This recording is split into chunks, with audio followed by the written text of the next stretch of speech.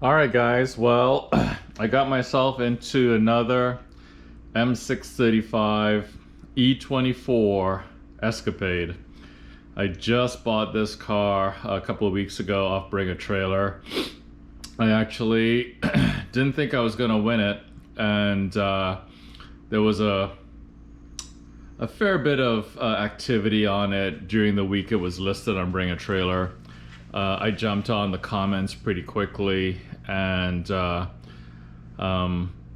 after actually physically speaking with the group slash dealer that was selling the car and getting a bit more comfortable with it, I felt like it was going to be a really great opportunity to own a very special car. So what you see in front of you is actually probably one of 15, maybe 20 or less M635 Dinan turbo cars.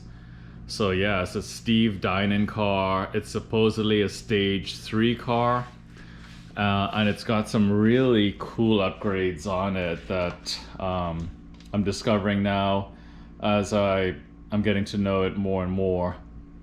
But just what you can see from the outside, you can see it's sitting on staggered 17-inch E34 throwing star wheels, which look really cool. And the main reason it's sitting on those 17-inch throwing stars is because the car has pretty big Willwood brakes in the front. And in the rear, it's got E34, either M5 or 540i rear brakes. So they're vented rear rotors. So it's got really good brakes on it, and the car does stop really well. I have actually taken it out for about a 30-mile drive, and it drives well. Took it down to my favorite gas station and filled it up with ethanol-free premium fuel. And it's making good power. The boost, according to the boost gauge, it's set at 7 psi, and so it feels very healthy through the gears. But certainly still getting to know it. Right now, I'm kind of tearing into it a bit. Believe it or not, the car had these fairly cheap Champion spark plugs of all things. In the motor, so I just pulled these out, and I'm gonna replace them with a set of Bosch X5 DCs, and so those will go. And I have a feeling that the reason that they put these Champions in is because the spark plug tool was missing, and of course these Champions will fit on a regular spark plug socket, and at the same time fit into the tiny little hole in the M88 valve cover. So I think that's why these Champions were in there. Plus, of course, they're cheap.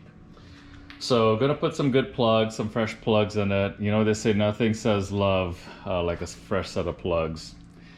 And I just replaced the air filter. It had this really old, super nasty air filter, which was rubbing on right behind the headlight. So just installed this K&N filter, and I'm just kind of going through the car. I did an oil change on it a few days ago, so it's got fresh oil in it. So just doing some high level stuff. You can see the engine is a bit grimy, but I'll definitely be putting my touch on it and taking things apart, and just kind of going through every line and hose that carries fuel, and fuel, oil, and coolant, and just making sure that everything's properly addressed. The car came with an aluminum strut brace, which I just removed. I had to remove that to get to the spark plugs. It's right here. I'm not sure what brand it is, but I'll probably polish that up and clean it up. But yeah, it's an old turbo system that's on this car. Good. Let me run back around on the other side. You can't really see it per se, but it's very deep down. You can see the wastegate. It's an old wastegate, and it's a water-cooled, oil, of course, water-cooled, oil-lubricated turbo. And I'm gonna pull the turbo off and take a look at it and see what it is. But it's probably something like a Garrett T3 or something around that spec. And I'll probably pull the turbo and the wastegate and replace it with something newer and a bit safer, and something that will build power a lot more sooner and more efficiently than this old system. Of course, turbo technology has come a long way since the 1980s. This car's an 86, by the way, but I think it was converted by Steve Dinan probably in the late 80s. Anyway, so that's that. It's got a big exhaust on it, like a 3-inch, but it's nicely done. Unfortunately, it's not stainless, it's carbon steel. But I may pull the exhaust off and have it Cerakoted because it's actually pretty nice. It's got good, decent welds on it. And I may replace, it's got a Magnaflow, not a Magnaflow, a Dynamax muffler in the back, which I'm not crazy about. So I may replace the rear muffler and this tailpipe, which I do not care for.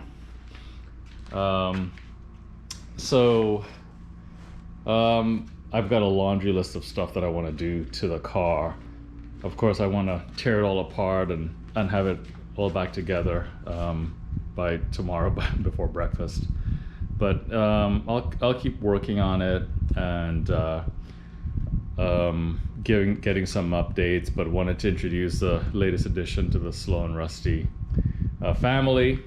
One thing to mention too is the car sits really low because it's on ground control coilovers, front and rear, so that's why it's got a pretty tough look, and it actually rides very smooth considering how low it is. It's got a very good spring rate for the street. So yeah, the car's got, it's the speedometers in kilometers an hour because it lived in Canada for quite a while before coming back to the US.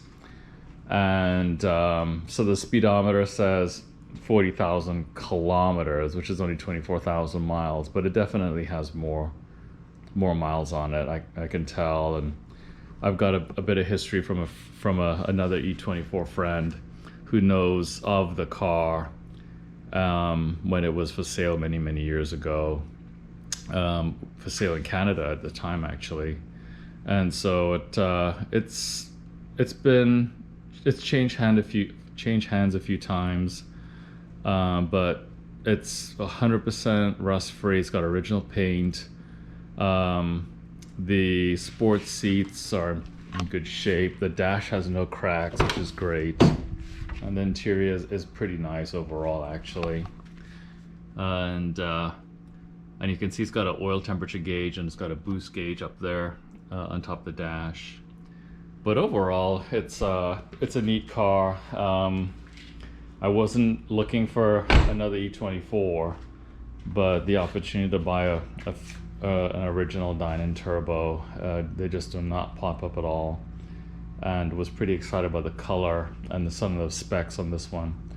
So anyway, wanted to share that with you guys, and there'll be some cool things that I do to it as I work through it over the next few months and address some things and get a few things dialed in. But stay tuned. Hope you are enjoying some of the content on my channel, and some of the things that I'm sharing, and there'll be some more cool things coming up. More than likely, to fund this project, I'm gonna have to sell one of my other M635s on Bring a Trailer, so be on the lookout for that.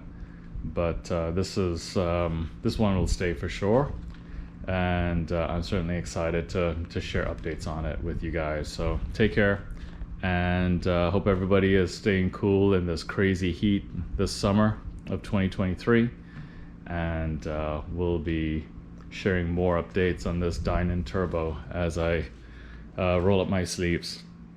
More to come. Thanks. Take care. Bye.